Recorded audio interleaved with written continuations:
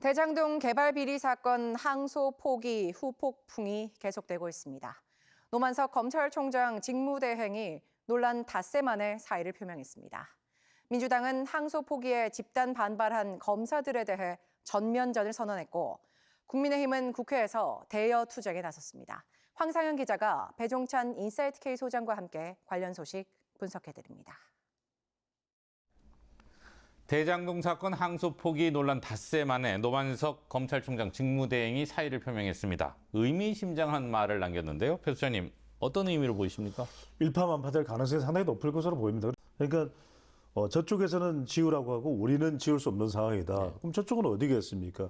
뭐 대통령과 관련된 이 대장동 사건이 확대되는 것을 경계하는 것이고, 그다음에 검찰 내부에서는 검사들은 항소해야 된다, 더 파헤쳐야 된다고 이야기하고, 여기서 이제 이러지도 못하고 저러지도 못하는 검찰총장 직무대행의 상을 그대로 보여주는 거죠. 그래서 이거는 끝나기가 쉽지 않아요. 왜냐하면 이 내용 안에 말 그대로 이재명 대통령의 재판 리스크가 고스란히 담겨 있고, 지금 정치권 최대의 화두인 대장동이 들어가 있거든요.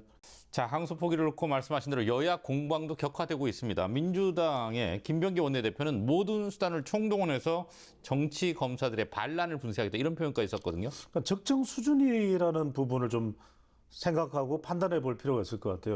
근데 지금 보면은 항소 포기거든요. 그러면은 이 부분은 김병기 민주당 원내대표가 검찰의 근본적인 또 계속 누적되어 왔던 문제점을 거론할 수는 있겠지만, 이 사안과 관련해서는 과연 왜 항소 포기가 될 수밖에 없느냐는 또 별개의 사안으로 볼 필요가 있을 것으로 보입니다.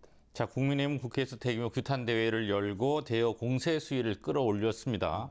대검 법무부 항의 방문한 뒤 하루 만인데요. 그리고 지금 정치권의 최대 쟁점화되고 있는 이른바 대장동 사건, 또 이재명 대통령 관련된 재판 리스크가 맞물려 있거든요. 그러면 지금 탄핵 기저현상이 지속되고 있고 정권까지 교체된 국민의힘으로서는 반발할 수밖에 없습니다. 그런데 항상 이런 대목에서 중요한 것은, 그러면 그 다음은 뭐냐, 그리고 또 이 정치적인 이 반발을 어떻게 지지율과 연관시킬 수 있느냐, 이 부분은 다시 한번 더 과제로 떠오를 것으로 보입니다.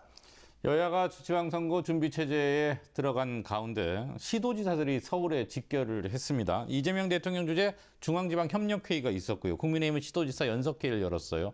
정치적 해석이 가능할 것 같은데. 그렇죠. 지방정부, 지방자치단체에 대해서 풀뿌리 정치에 대해서 인식 변화가 필요하다. 재정이라든지 또는 국가적 사무 권한을 더 분산한다.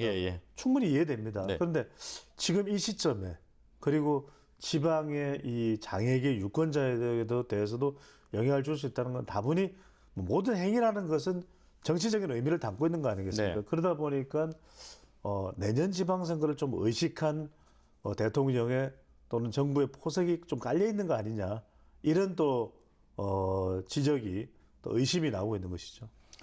이 자리에서 중앙지방협력회의에서 이제 김민석 총리, 강훈식 비서실장, 정원호 성동구청장, 민주당 내에서 서울시장 선거에 출마가 논의되는 분들이고, 오세훈 서울시장과 함께 자리를 했어요.